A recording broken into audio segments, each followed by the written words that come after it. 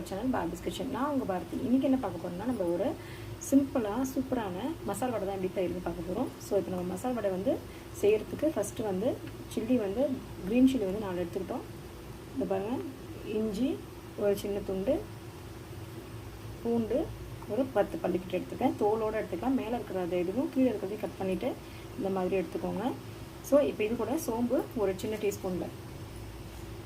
So இப்போ கடலைப்பருப்பு வந்து ஒரு கப்பு வந்து நான் 2 hours ஊற வச்சுருக்கேன். நல்லா வாஷ் பண்ணிவிட்டு இப்போ நம்ம எப்படி அரைக்கிறதுன்னு பார்ப்போம். அதுக்கு முன்னாடி ஆனியன் வந்து ஒரு 4 ஆனியன் நான் கட் பண்ணி வச்சுருக்கேன் நல்லா பொடிசாக. கருவேப்பிலை கொஞ்சம்.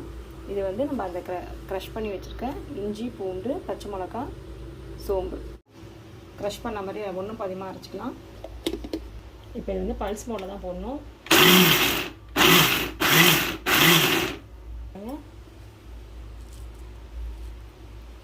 இந்த மாதிரி இப்படி தான் இருக்கணும். ஸோ இப்போ நம்ம இதை எடுத்து வச்சிடலாம்.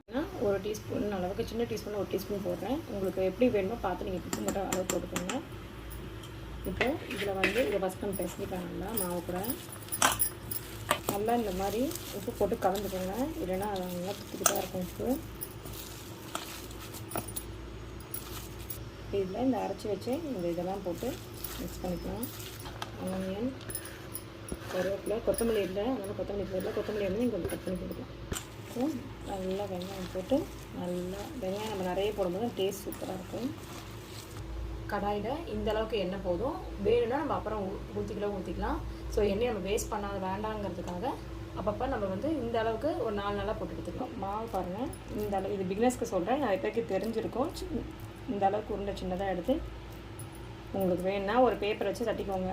நான் கையில் நல்லா நீட்டாக வாஷ் பண்ணிவிட்டு சோப் போட்டு கழுவிட்டு தான் பண்ணுறேன். இது பாருங்கள் இல்லையா இப்படியே இது பாருங்கள் இந்த அளவுக்கு ஒரு பாலித்தீன் இப்போ கவர் இருந்ததுன்னா அது மேலே வச்சு தட்டி போடலாம். இது பாருங்கள் இல்லை உங்களுக்கு இப்படியே நீங்கள் கையில் நல்லா மெலிசாக உங்களால் தட்ட முடிஞ்சதுன்னா இப்படிங்களா ஒரு பாலித்தீன் கையில் வச்சு போடலாம். லைட்டாக இந்த மாதிரி திருப்பி போடணும். ஒரு பக்கம் வெந்தயத்தில் இந்த மாதிரி திருப்பி போட்டிங்கன்னா அடுப்பு வந்து மீடியமாக வச்சுக்கணும். ரொம்ப ஹையில் வேண்டாம். இந்த மாதிரி திருப்பி போட்டு மீடியம்லேயே வேகணும். அப்போ தான் நல்லா வேகும். இப்போ பாருங்கள் வடை வந்து நல்லா இப்படி கலர் மாறி இருக்குது பாருங்கள். ஒரு தீயக்கூடாது. இந்த மாதிரி ஒரு இந்த கலரில் வரும்போது நான் வடையை எடுத்துருவேன். இந்த மாதிரி சைடில் இப்படி வச்சிங்கன்னா பொறுமையாக நாட்டிடக்கூடாது, லைட்டாக வைக்கணும்.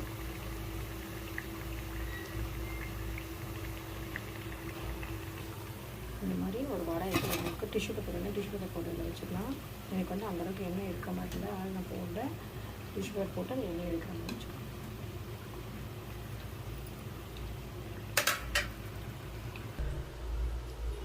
சூப்பரான மசால் வடை ரெடி ஆகிடுச்சு. நீங்களும் இதே மாதிரி செஞ்சு பார்த்துட்டு எப்படி இருக்குன்னு எனக்கு கமெண்ட் செக்ஷனில் கமெண்ட் பண்ணுங்கள். இதே மாதிரி வேறு ஒரு சூப்பரான வீடியோ உங்களை சந்திக்கும் வரை வாழ்ந்து விடுக்கிறது உங்கள் Barbie's kitchen Bharathi. See you, tata, bye bye. மறக்காம பார்பிஸ் கிச்சனை சப்ஸ்கிரைப் பண்ணுங்க. பக்கத்துல இருக்க நோட்டிஃபிகேஷன் பட்டனை கிளிக் பண்ணுங்க. அதில் ஆல் வரும், அதையும் கிளிக் பண்ணுங்க. அப்பதான் என்னோட வீடியோஸ் உங்களுக்கு உடனுக்குடன் நோட்டிஃபிகேஷனாக வரும். உங்களோட ஃப்ரெண்ட்ஸ்க்கெல்லாம் ஷேர் பண்ணுங்க. தேங்க்யூ.